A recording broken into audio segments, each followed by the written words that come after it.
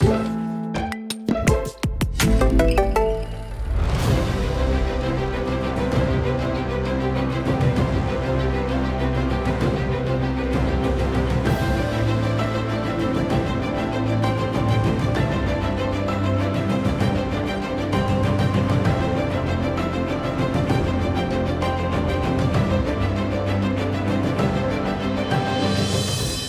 juillet 2020, un important incendie s'est déclaré à l'intérieur de la cathédrale de Nantes.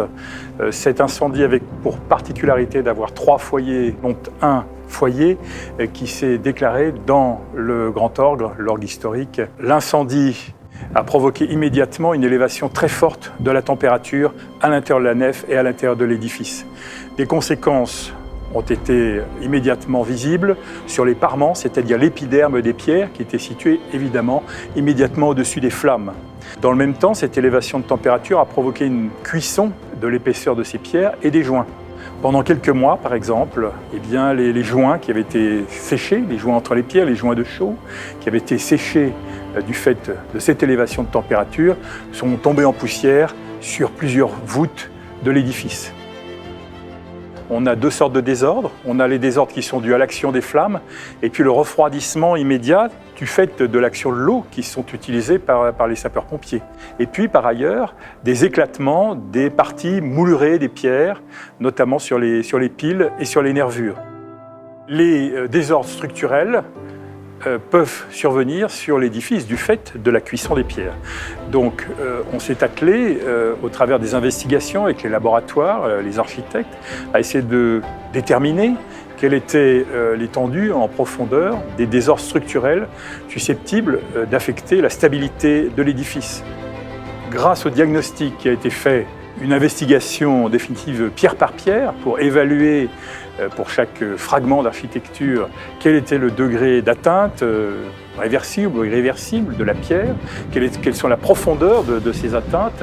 La décision sera prise de changer la pierre en fonction du degré d'atteinte.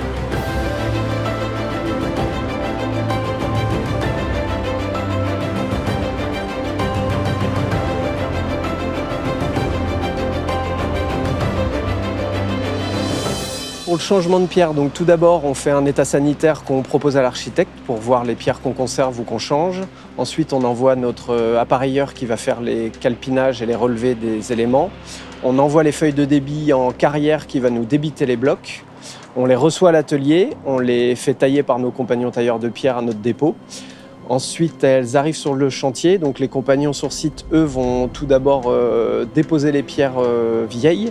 Donc soit manuellement à l'aide de zags, soit quand il faut sur de la pierre dure comme le Chauvigny en refouillement avec des scies à pierre, qu'ensuite on vient sortir entièrement. Ils vont procéder à un étaiement en fonction des zones qu'il faut en attendant le changement de pierre. Et là, on vient remplacer la pierre, les couliner avant d'effectuer le rejointoiement.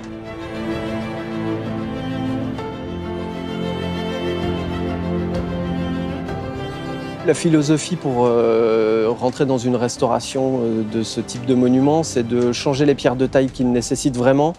Quand on a des pierres de taille qui ont par exemple une épaufrure ou une fracture, on va essayer de les goujonner, de les consolider ou de faire des bouchons pour vraiment pouvoir conserver la pierre au maximum.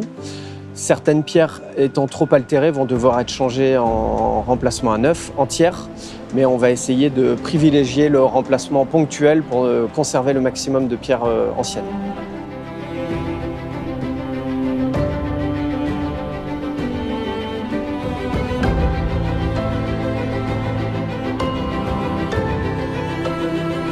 Pour nous, c'est important de restaurer la cathédrale de Nantes parce que c'est une cathédrale, on travaille à Nantes depuis des années, nos compagnons aussi. C'est un monument emblématique, une cathédrale, il n'y en a qu'une dans une ville.